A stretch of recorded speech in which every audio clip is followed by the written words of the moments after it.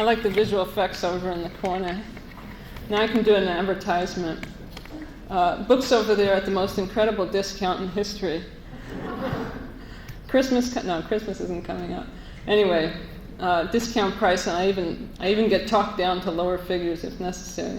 So, thank you all for coming. Do any of you want to move over so I don't have to get neck strain? No. Should I turn this way? Should I turn this way?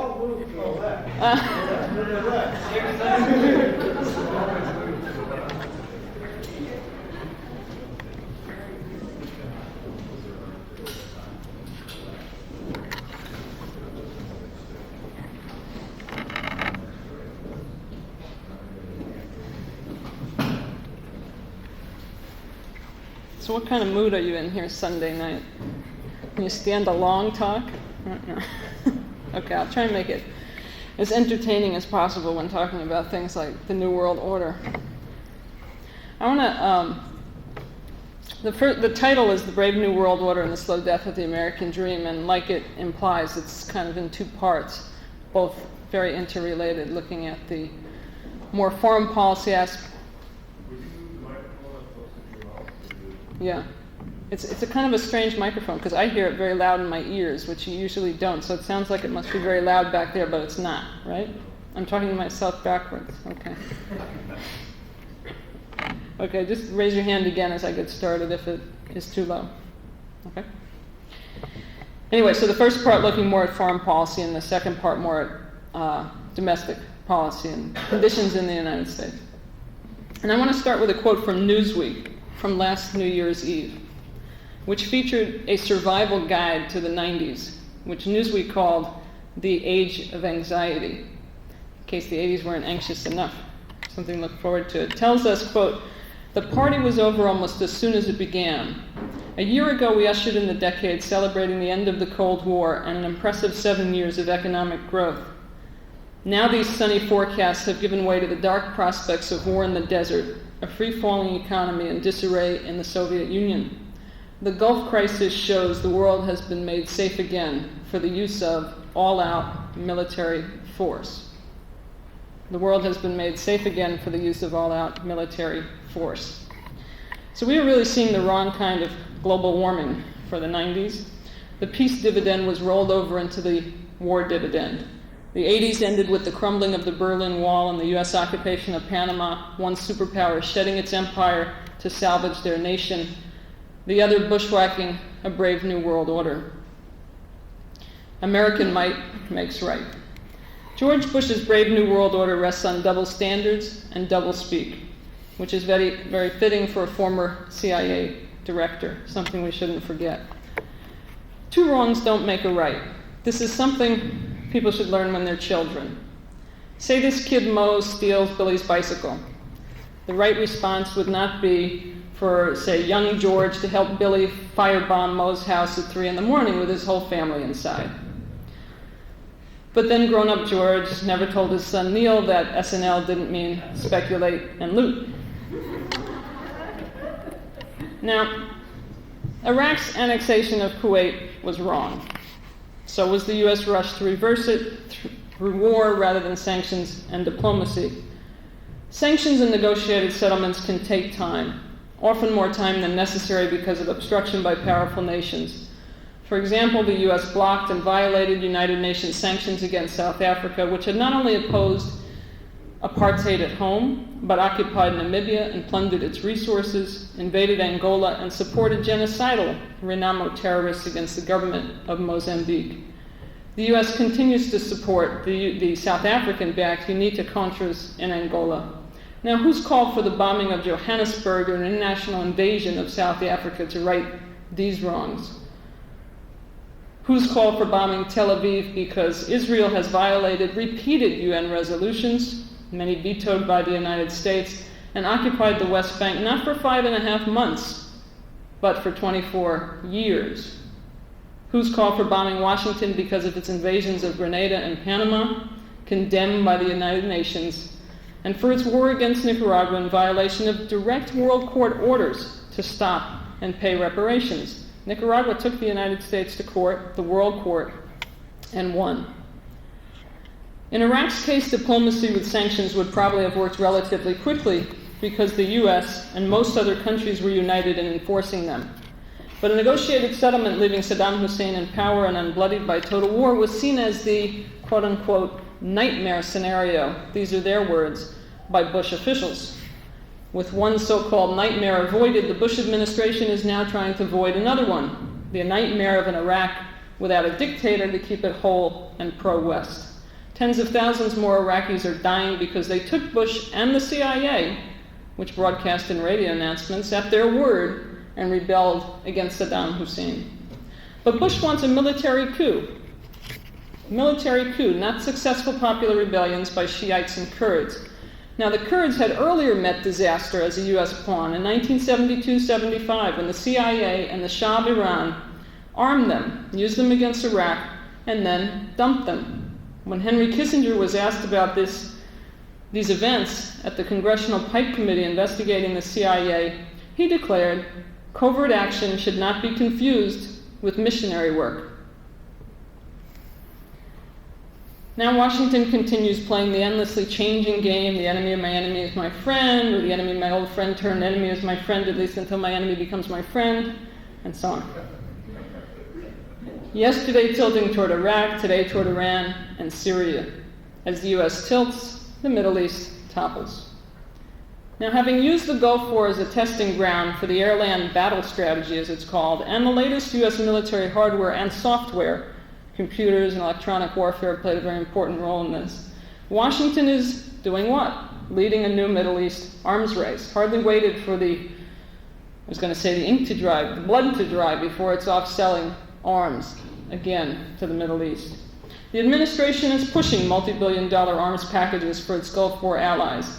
Patriots, cruise missiles, and other high-tech weapons for the client states assure the need for new U.S. spending for higher tech models in this perpetual arms race that the U.S. promotes. Now let me read a quote from George Orwell's 1984, 1991, which actually I think has a lot to teach about the New World Order, the brave New World Order. I'll read a quote from Huxley later. But one of the things Orwell wrote was, Oceania was at war with Eurasia. Therefore, Oceania had always been at war with Eurasia. The enemy of the moment always represented absolute evil, and it followed that any past or future agreement with him was impossible. Who controls the past, ran the party's slogan, controls the future. Who controls the present, controls the past. Reality control, they called it in Newspeak. Doublethink. To know and not to know. To be conscious of complete truthfulness while telling carefully constructed lies. To hold simultaneously two opinions which canceled out, knowing them to be contradictory and believing in both of them. To use logic against logic, to repudiate morality while laying claim to it, to believe that democracy was impossible and that the party was the guardian of democracy. To forget whatever it was necessary to forget, then to draw it back into memory again at the moment when it was needed, and then promptly to forget it again. And above all, to apply the same process to the process itself. That was the ultimate subtlety, wrote Orwell. Consciously to induce unconsciousness, and then once again to become unconscious of the act of hypnosis you had just performed. And I hope you'll keep those words in mind through the rest of the talk. The Cold War era saw frequent hot wars, almost always in the Third World. Of the 127 wars between World War II and 1989, all but 4 were fought in Asia, Latin America, Africa, and the Middle East. Some 22 million women, men, and children perished in these wars, and millions more died of war-related deprivation and twisted government priorities. How many more millions will die if the world has been made, to use that Newsweek phrase, safe again for the use of all-out military force? We are not seeing a post-Cold War shift to North-South conflict, as some people talk about it, but an intensification of North-South conflict. 20th century U.S. intervention in the Third World was not a sideshow to the Cold War with the Soviet Union. Washington used the Cold War to justify long-running economic, political, and military intervention in the Third World. Now, beneath all the rhetoric that we hear about freedom and democracy, most U.S. intervention revolves around a rather simple proposition.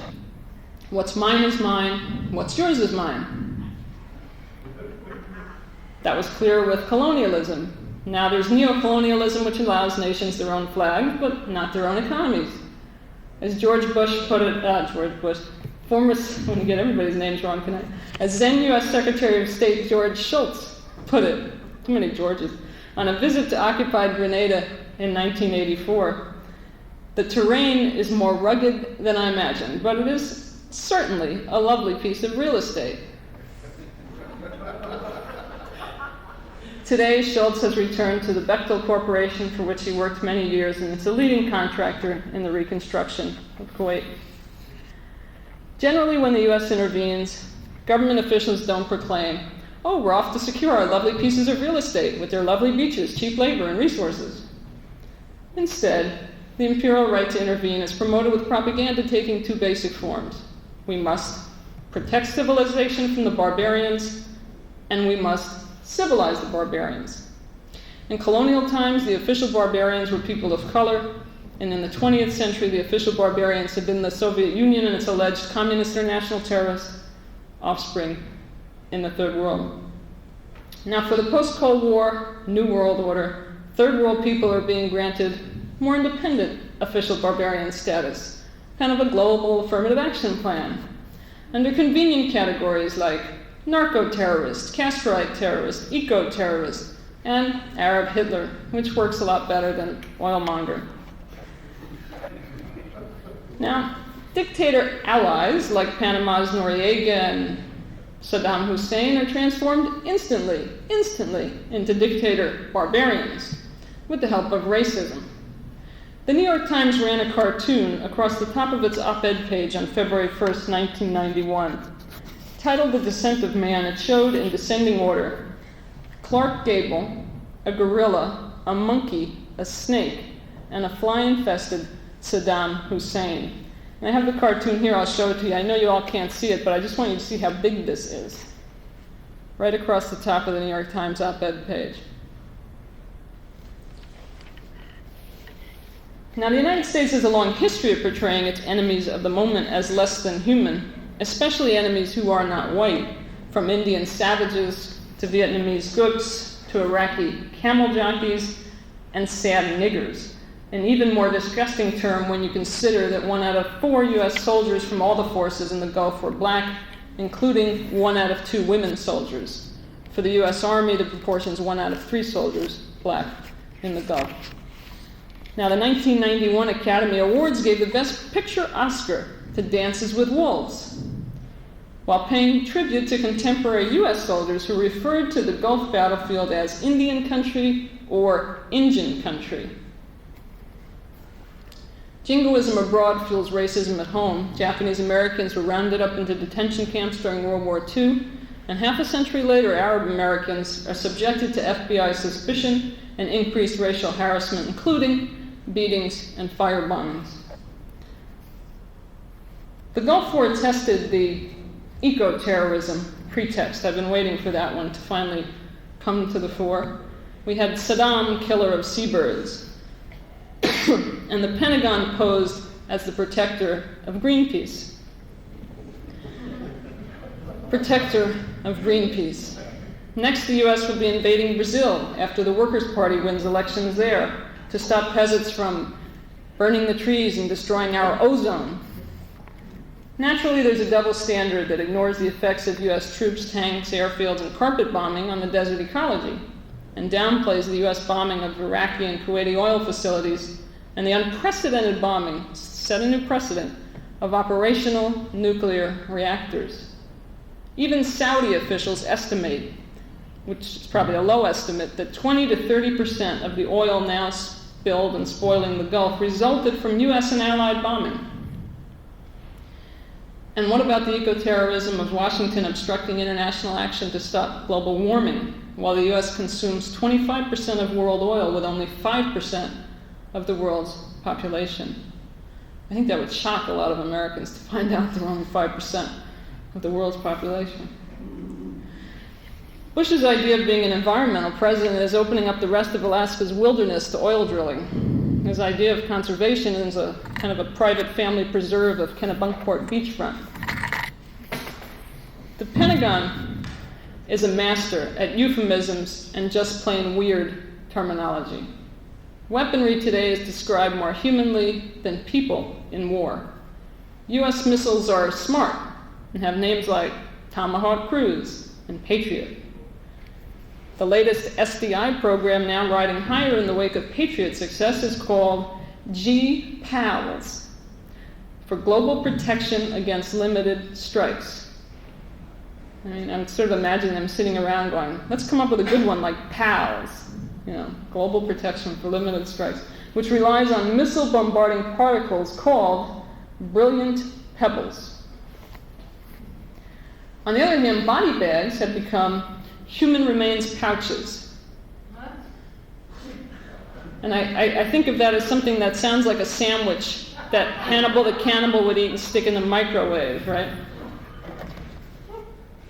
The U.S. military banned press coverage of any of these returning U.S. human remains to Dover Air Force Base. Didn't want the public to associate war with death. That might be a little complicated and not a good image.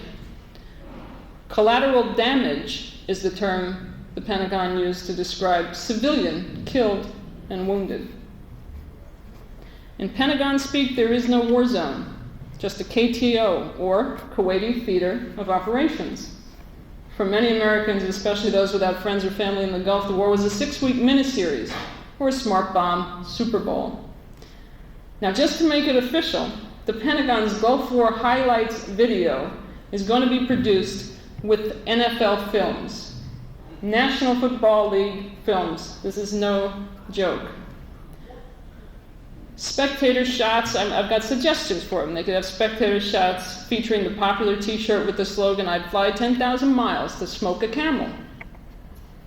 NFL Pentagon producers could include a clip of General Norman Schwarzkopf telling celebrity interviewer David Frost.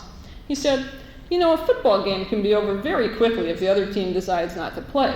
I mean, when the kickoff came, okay, our team was there to play, and they were not willing to fight. So they said, well, to really get the picture, imagine dropping air fuel explosives, napalm, cluster bombs, and cruise missiles on the other team and their families during practice and warm-ups. And then go, okay, kickoff. The Pentagon's homefront propaganda experts know that television loves a good photo opportunity, even censored photo opportunities, doesn't matter, and that first images leave lasting impressions. So they packaged the opening of the Gulf War as this Top Gun video game with dramatic shots of smart bombs whizzing through doors and down air vents, carefully avoiding civilian collateral damage. Reporters made it sound as if these Tom Cruise missiles were speeding around Baghdad, stopping to ask civilians, "Pardon me, is that Air Force headquarters up ahead?" "Oh, I took a wrong turn, excuse me. I meant to go this way." This war is peace PR image of near-perfect pinpoint surgical bombing endures, though, undisturbed by scattered reports to the contrary. In these Pentagon's greatest hit videos, buildings and military vehicles exploded, not people. The reality is different. The reality is that most bombs dropped by the U.S. military in Iraq and Kuwait missed their targets. Most of the bombs were dumb bombs, and many of the smart bombs went off course. According to Boston Globe military correspondent Fred Kaplan, writing January 29, 1991, U.S. officials acknowledged that about 60% of the U.S. laser-guided bombs dropped in Operation Desert Storm have hit their targets, and the other 40% have missed. According to a retired Air Force officer cited by Kaplan, of 39 bombs dropped in the most recent tests of laser-guided bombs, 19, or under 50%, hit their targets. He said the missiles landed as far away as 5 miles. And there can be a lot of homes, schools, hospitals within 5 miles. Laser-guided bombs are thrown off course when the laser beam hits rare things like dust, rain, smoke, clouds. More recent public estimates of Gulf War bombing accuracy given by U.S. military officials are higher. The Navy says that Tomahawk cruise missiles hit their targets in the Gulf more than 80% of the time. And U.S. Air Force Chief of Staff General Merrill McPeak told reporters that on the order of 90% of laser-guided bombs hit their targets. So I want to take that high figure for a moment.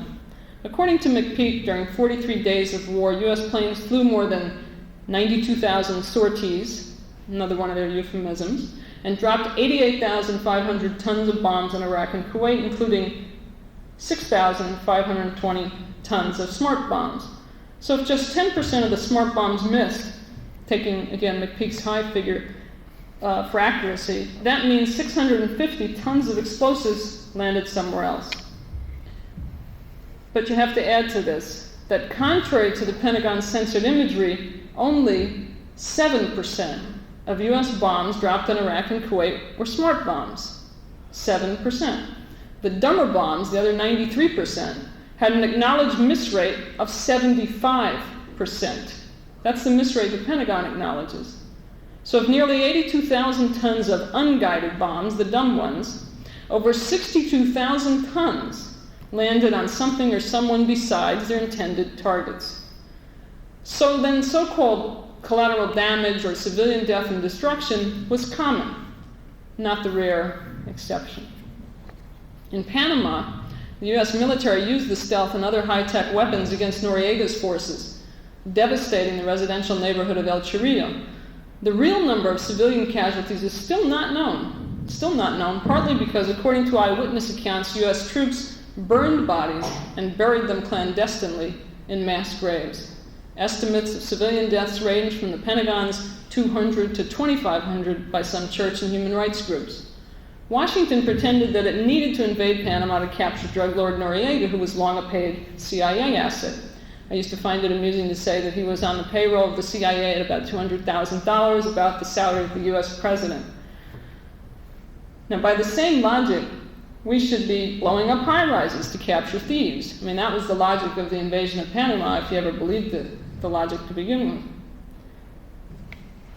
In the aftermath of the Gulf, it's important to understand, when looking at U.S. military capability, that some bombs have unprecedented accuracy. They do go through doors and down air vents. And they have that accuracy now an increasing amount of time as they improve these guided weapons and the computer systems that run them. But many bombs continue to function like the old bombs and like cluster bombs, cutting down anything in their wide and deadly path. By the third week of the Gulf War, by February 3rd, the U.S. and its allies dropped more bombs on Iraq and Kuwait than were dropped during all of World War II.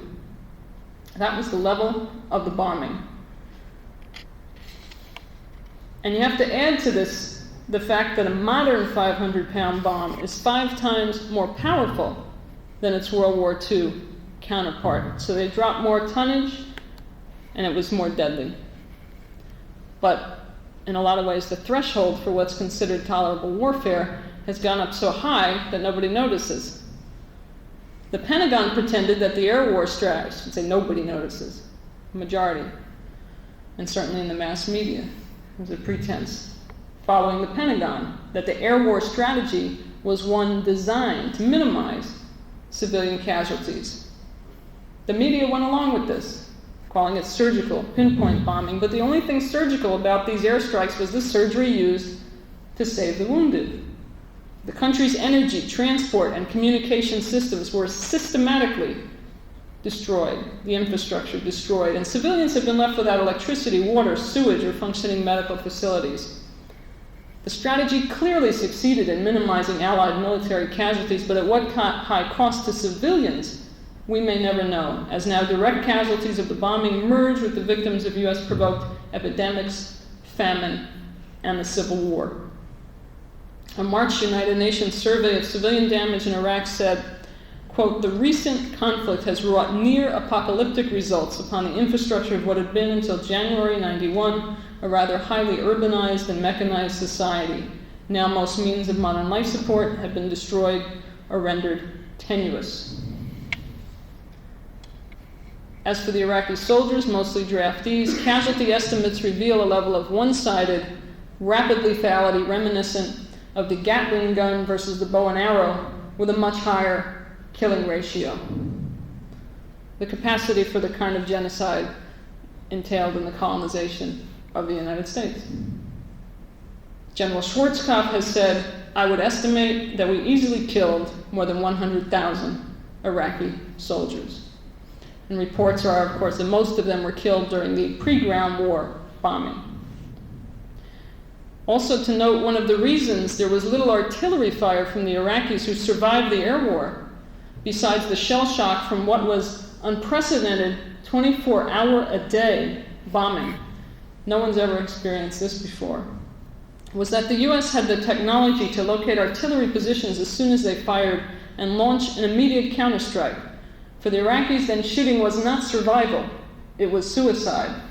As military people talk about it, literally, they pulled they shot off their guns, and the next thing there was an incoming round, destroying them. But we've seen replay footage of the surrendered, not the slaughtered. Think about it. How many pictures of fallen Iraqi soldiers have you seen? We've probably all seen the same one or two that have been in all the newspapers. Me in Boston, you here. Not what must have been in the trenches. Well, we accept the idea then that wholesale slaughter is justified in the name of just war. That's a question I think we all have to ponder in this new so-called world order. Pilots use similar expressions to describe the slaughter on the Kuwait highways jammed with retreating Iraqis, which some people now are talking, they said, oh, we wish this continued even longer because of what's happening with the Kurds. They wish they had annihilated all the Iraqi soldiers. They called it, pilots, US pilots, a turkey shoot, shooting fish in a barrel, and shooting ducks in a pond were the kind of expressions used. And the rare photos of this carnage showed the corpses of the vehicles. Again, not the men, and according to some accounts, the women and children who were in those fleeing vehicles. And an obvious thing to say about that is none of what's going on, again, it's a chain reaction. If the US had allowed negotiations and diplomacy to work, demanded regional disarmament, settlement of the disputes through negotiation and international law, then you wouldn't have had the soldiers coming back and trying to hold the country together through violence and trying to hold Saddam Hussein's regime together through the kind of violence that they are now, which is, of course, not at all excusable. Not that the US is doing much about it other than saying how horrible, but we don't want the country to splinter, so we'll send them a few food packages. For many, being American means never having to say, you're sorry. That's the definition. Responding to the UN report, Bush spokesman Marlin Fitzwater said, you will not find America feeling guilty for Saddam Hussein's invasion and destruction of his own people. Chairman of the Joint Chiefs Colin Powell says of the Iraqi military dead, it's really not a number I'm terribly interested in. About the destruction of a bomb shelter filled with hundreds of civilians, mostly women and children, which the Pentagon still insists was a military command and control center, Powell has said, I never had any second thoughts about it. Now, as Gulf warmongers were writing this censored version of the new history of the Gulf War, they were also rewriting old history.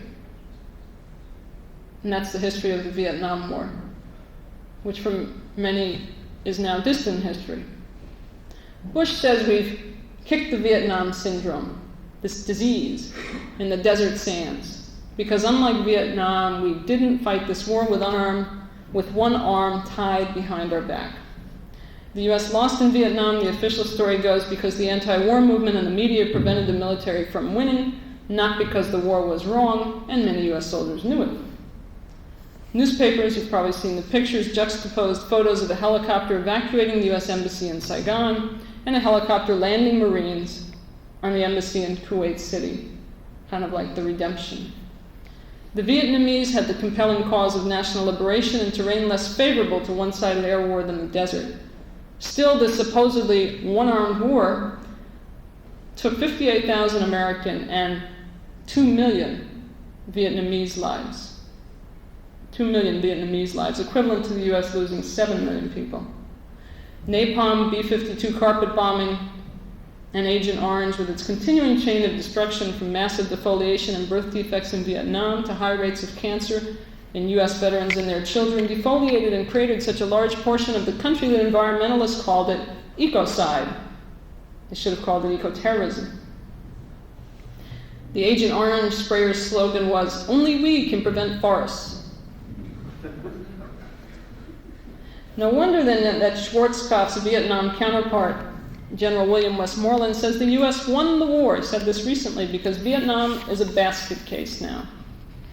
The only arm tied in the conduct of that war was nuclear, and it was threatened a lot, and it was almost unleashed. And I just want to report to you on a CNN time poll taken shortly after the Gulf War began, when a near majority of Americans said they favored using nuclear weapons against Iraq. 45% favored and 45% opposed. Ronald Reagan said in October 1965, "We should declare war on North Vietnam. We could pave the whole country and put parking strips on it and still be home by Christmas." Presidents Reagan and Bush paved the way to Iraq through Grenada, Libya, and Panama. Now we're seeing a Gulf syndrome of American military triumphalism, where many will assume the morality, legality, necessity, and low-risk winnability of future wars. Americans haven't fought a war on the US mainland in over a century. Now war appears even less risky than ever for Americans concerned only with their own body bags. As the slogan on a photographed US Army vehicle put it, "Killing is our business, and business is booming." That's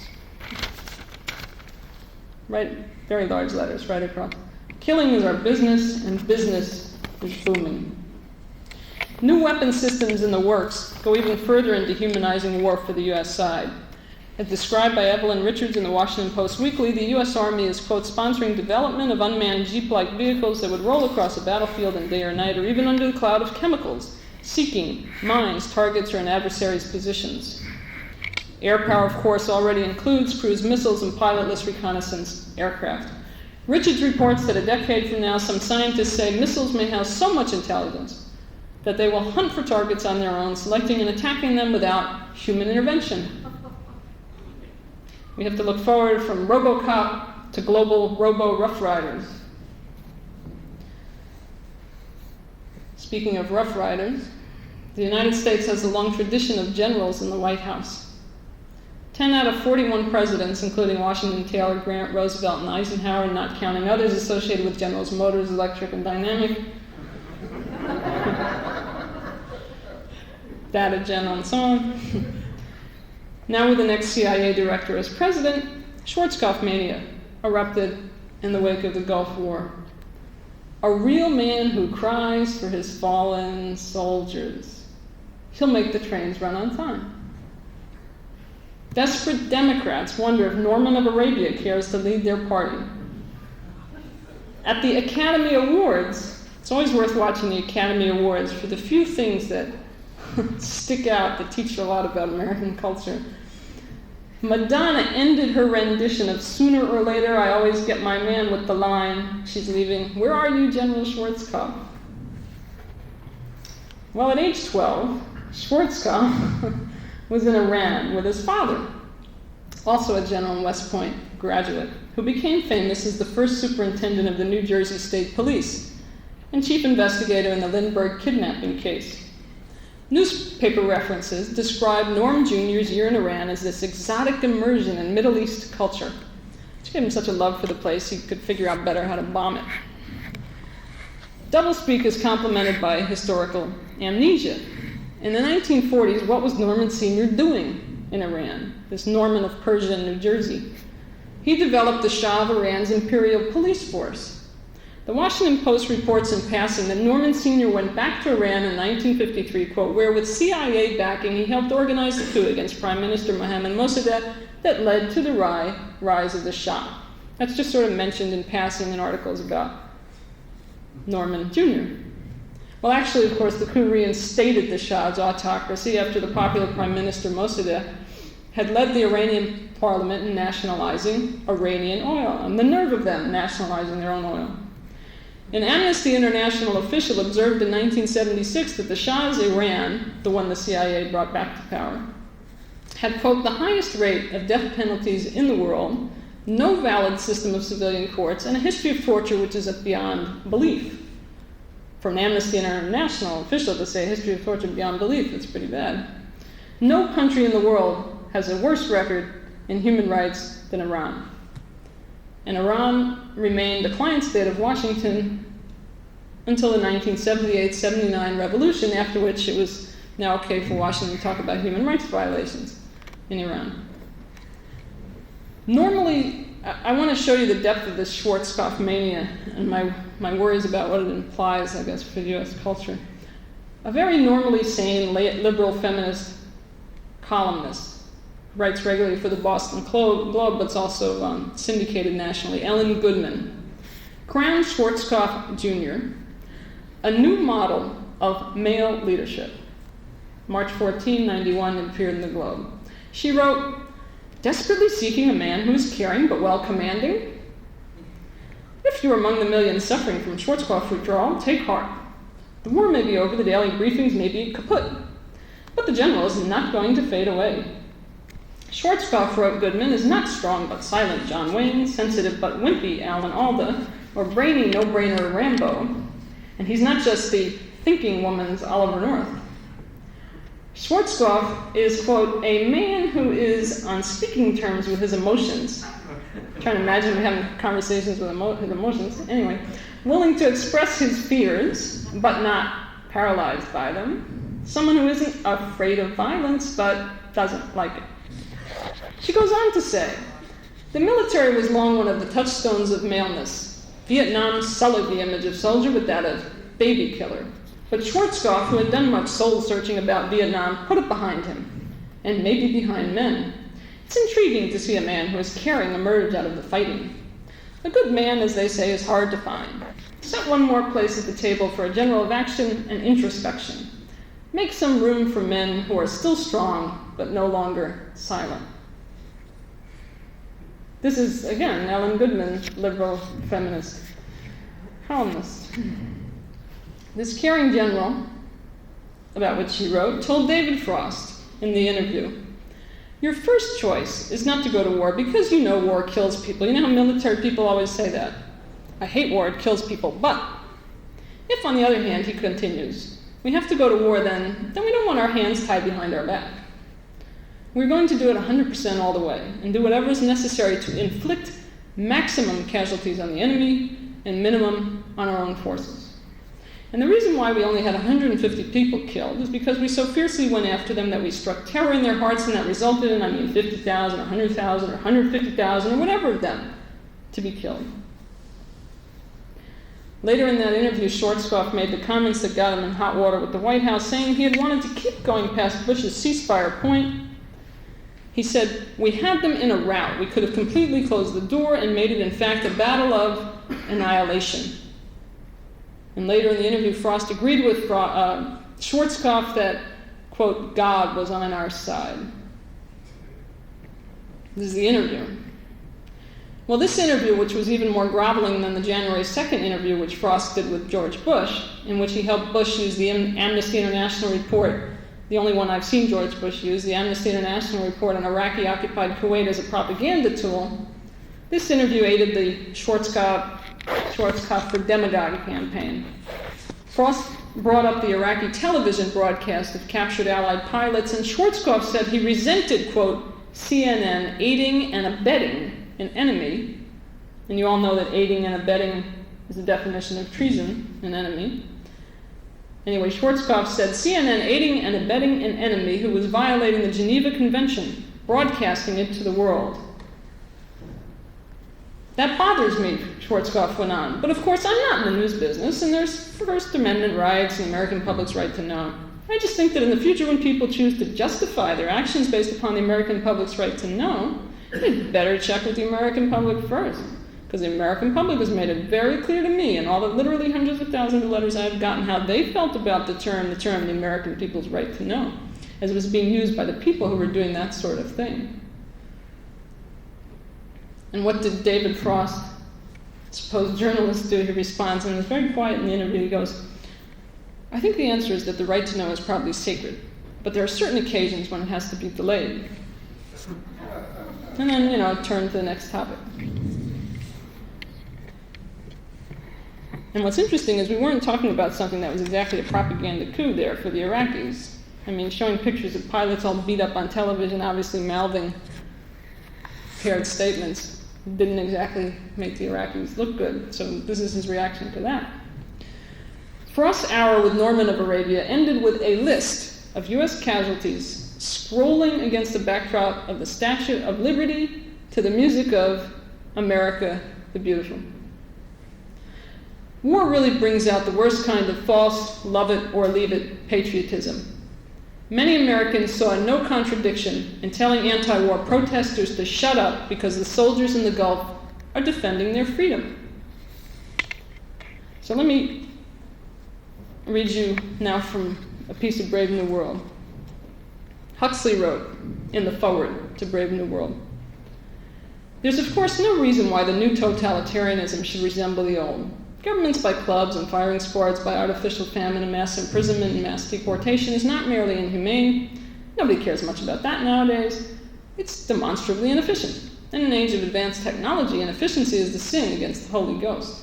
A really efficient totalitarian state would be one in which the all-powerful executive of political bosses and their army of managers control a population of slaves who do not have to be coerced because they love their servitude.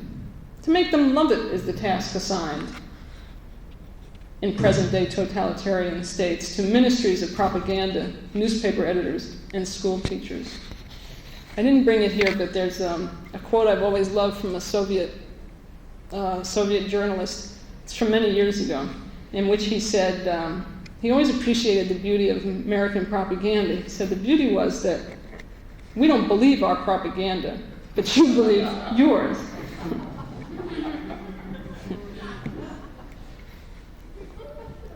The New World Order, then, is a one superpower order, with the U.S. as top gun. Even the New York Times noted in an editorial in January, "New World Order is an unfortunate phrase," they wrote, "reminiscent of Nazi sloganeering." Washington is using militarism, these are now my words, not the New York Times, like declining empires of old in an attempt to preserve its global supremacy and humble the economic superstars, Germany and Japan. Bush promised in his acceptance speech for the 1988 Republican nomination, he said, "This has been called the American century because in it we were the dominant force for good in the world. We saved Europe, cured polio, went to the moon, and lit the world with our culture. Now we're on the verge of a new century, and what country's name will it bear? I say it will be another American century."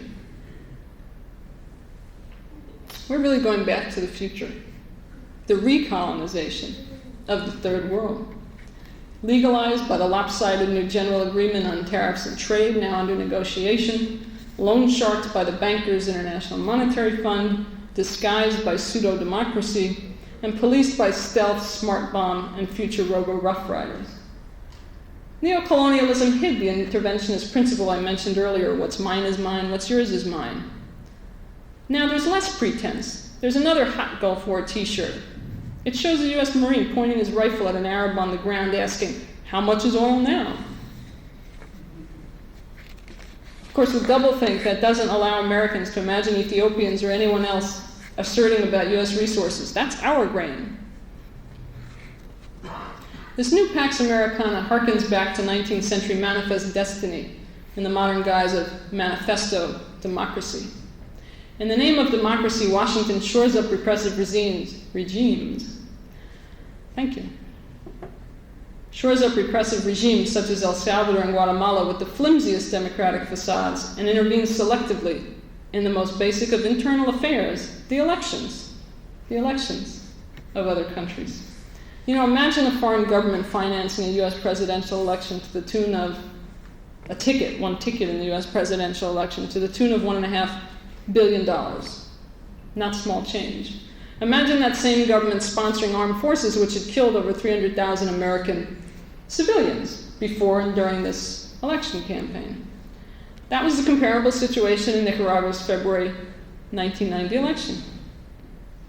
Let me read you a quote from a memorandum by a U.S. Undersecretary of State.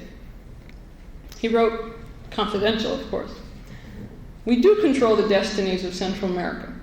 Until now, Central America has always understood that governments which we recognize and support stay in power, while those which we do not recognize and support fall. Nicaragua has become a test case." The year of that memorandum was 1927, long before the Sandinistas were in power. At that time, U.S. Marines were fighting Sandinos, nationalist guerrillas. The Somoza dictators went on to rule Nicaragua as a U.S. franchise for over 40 years, until the 1979 Sandinista Revolution, and over the next decade, Washington waged military, economic, political, and military, also psychological war in an effort to reassert control over Nicaragua's destiny. The war on Nicaragua is really a case study in disinformation, criminality, and anti-democracy in the name of democracy.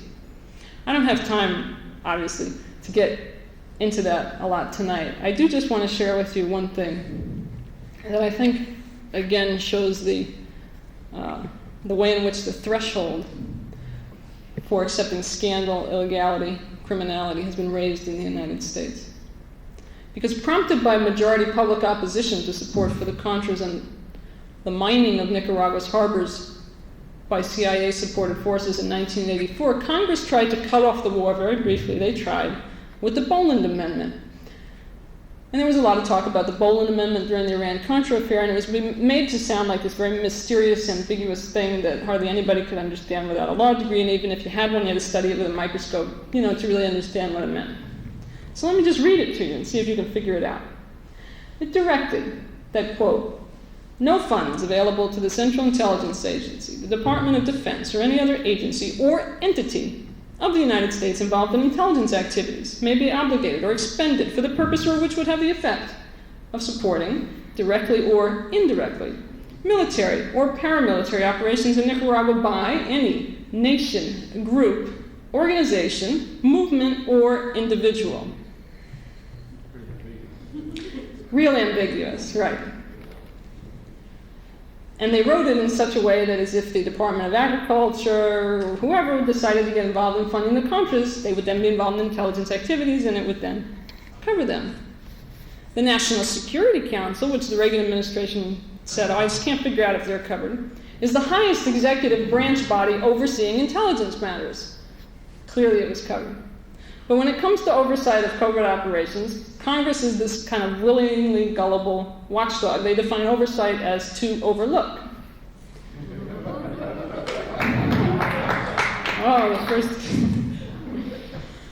The Reagan-Bush administration